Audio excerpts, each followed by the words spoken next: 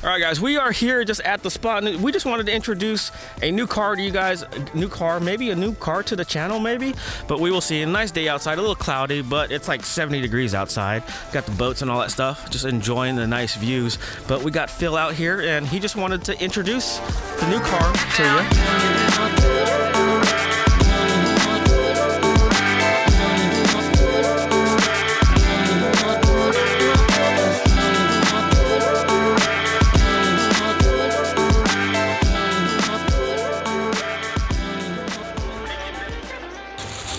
What's up, guys? This is my new car, 2020 Launch Edition Supra. It's got 1,200 miles on it. I've been wanting one of these for quite some time, about 3 months now. I've been searching like non-stop. Didn't expect to find a Launch Edition locally, but was lucky enough where one popped up a couple days before I was gonna fly out and go buy one. I just wanted a black one, that's all I really cared about.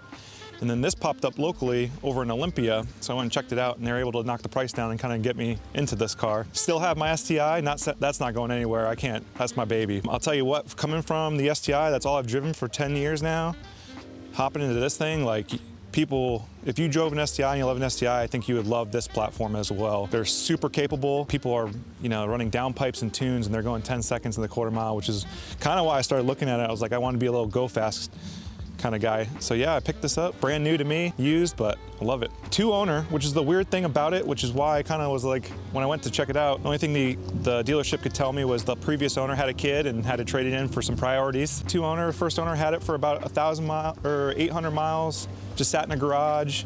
And then the second owner ended up getting his wife pregnant, I guess, and then they had to change it up. All right, so let's take a look at the interior. Nice red leather. You know what, when I saw these online, the red interior, I wasn't, feeling it, but seeing it in person, the red interior is really, really nice. I don't know, it's a 50-50. What do you think between this and the black, right? I didn't want the Launch Edition at first, and then when I actually came and saw it, it's a darker red than it kind of looks. Yeah. So I think it really does look nice inside of it. It gives a nice little contrast. But as you guys know, it is the BMW feel inside through and through. You can't deny that. But it's a BMW. That's not a bad thing. I don't know what people get all upset about. No, that's why I started looking at it. I had the same hate everybody else kind of did. I'm like, oh, it's BMWs, and then I found myself looking at used M3s, and I was like, okay, let's go check the Supra out.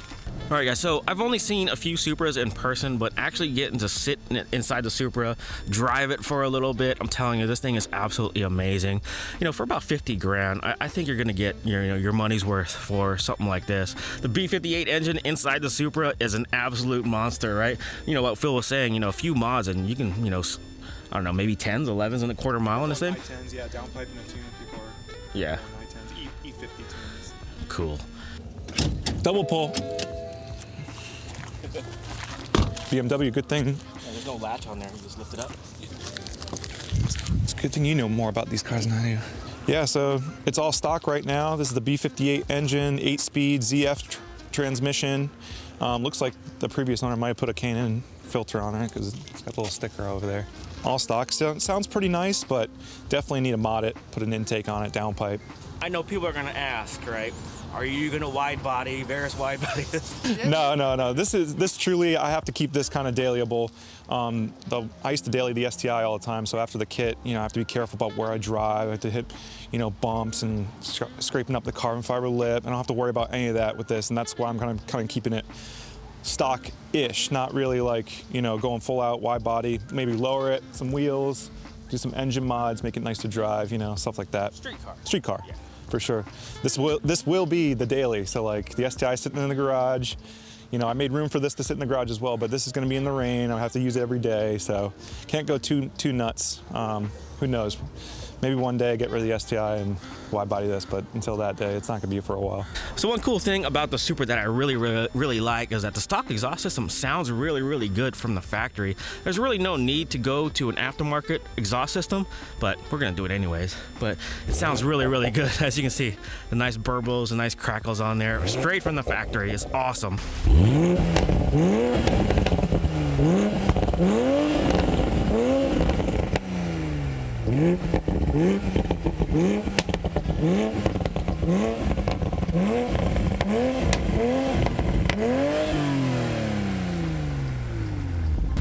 I hear some cams.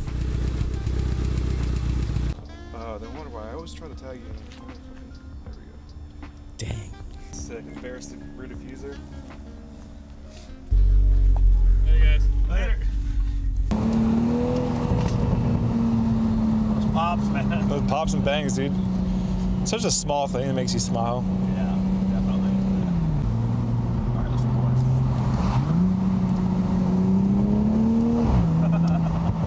Student driver, get out the way. Please be patient. Trying to be patient, but they're going so slow. Dude, they're literally doing 20 and a 30.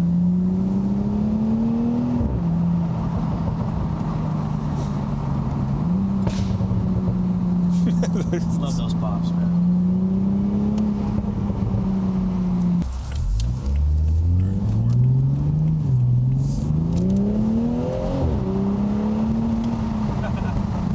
Ready? All right, Bill, ready when you are. All right, here we go. Ooh, got a little spinny. I'll tell you what, man, I didn't think I would like the automatic as much as I do. And God, like, it sounds good. It sounds so good. This motor is so beefy. Go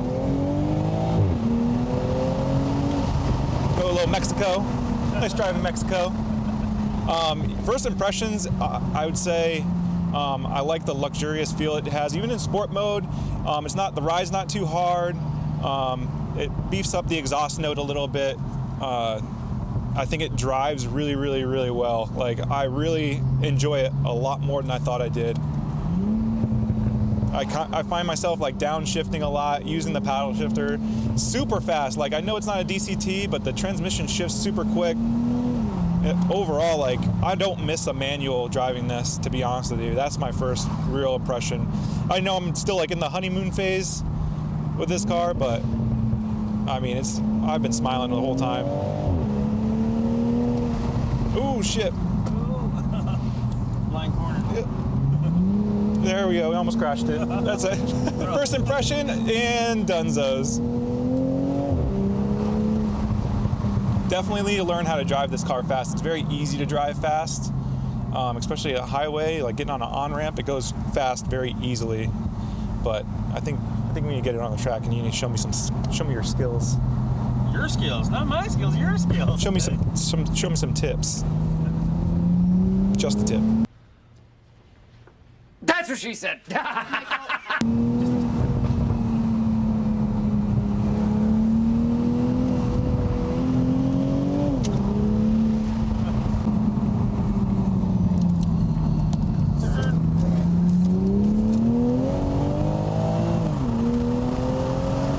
Traction control kicked in. It wasn't. There's that wind buffeting. Yeah, that's so bad. I gotta fix that.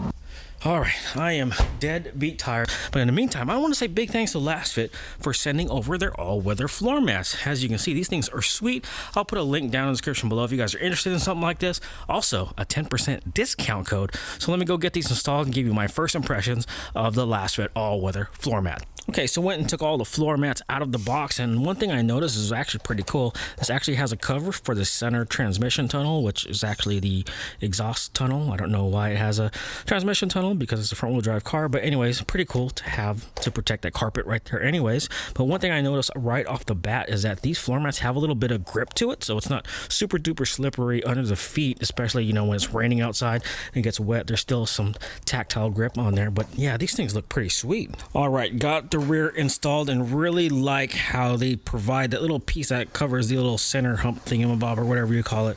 Okay, front passenger side also fits good, just a little bit gap right over here, but I'm pretty sure that will fit a little bit better over time. I just have to let it sit out in the sun for a little bit. And the driver's side, 100% perfect fitment, no issues whatsoever. Love it. Damn.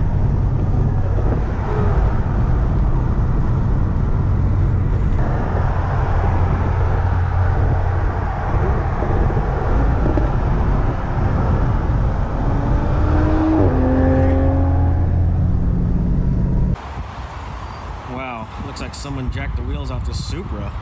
Check this out. Looks like it has suspension on there already. Has a sweet exhaust on there already too. Looks like a titanium exhaust. A Boost Logic exhaust. Wow. It's just sad, man. Why do people do this kind of stuff, man? It's just Freaking sad. Look at that. They just left it on blocks of wood. Oh man, I hope they didn't damage the rotors at all or anything.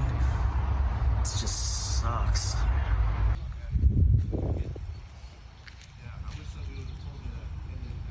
Such a beautiful day to go out on the cruise. I got the boys behind me. I don't know if you guys can see them. I'll show you all their cars later on. But man, this is absolutely gorgeous. Just look at this view. Oh man. Wow. All right, so we're about halfway done with our cruise. Really not much to film other than the excellent views, but you guys have already seen that. It's really hard to go cruise on a holiday weekend because of all this traffic. Look at these awesome corners, but you know, as you can see, there's people driving slow as hell. But you know, we just want to make the best of it. You know, I'm just happy to be around a bunch of great people who are just here with me to just enjoy the drive, fast or slow, whatever it is. But yeah, this thing is just awesome. Still loving the Type R, by the way. Oh yeah, it's always nice to be with a group of friends going on a nice drive with nothing else better to do. Yes, and look at that view, of course, as I always show you guys. All right, just made a quick pit stop. We're over here just getting some gas. As you can see, there goes Roger's car. You guys have seen his before. Awesome. Check out the sweet C63 AMG. Oh my God, look at the meat on the back tires. Freaking awesome. There goes Mitch. He just got his car done. Unfortunately, his 19 STI spun a bearing. Roger. But just to give you guys a quick STI update, yes, the STI is still being worked on. It's still at Josh's place. Now, everything was put together, the whole fuel system and the whole rotated kit. Now, when Josh installed the turbo, he took it out for a test drive and he heard something wrong with the turbo. I will insert that clip right around here. So here we are, JR, out in your car. I just wanted to show you what the turbo is doing before I pulled off here. So I'm just going to go ahead and tip into it for you, and you can hear. And I'm sure the camera's picking that up, or you can hear it whirl. So I just wanted to show you what it was doing. Now, let's get this turbo off, get it all fixed. So after hearing that, Josh called me up and he said, you know what, this turbo needs to get rebuilt. There's something wrong with it. So we sent it down, or he sent it down to Pure Turbo down in Southern California, where it's currently undergoing surgery, and there might be some modifications done to the turbo. I don't know. We will see. Josh is going to leave that for a surprise for me once we get the car back. But I'm excited to get the car back. I really miss driving the STI. You know, just not having the Subaru with me. Don't get me wrong, the Type R is great and everything, but you know, it's not an STI. But hopefully more track days coming up with the Type R, and I'm excited. Been talking to not only Phil, but you know, the rest of the guys about doing another track day this year. But we will see. I will keep you guys updated on that because I'm itching to take the Type R back on track, and the STI will probably go to the drag strip, maybe hopefully hit 10s.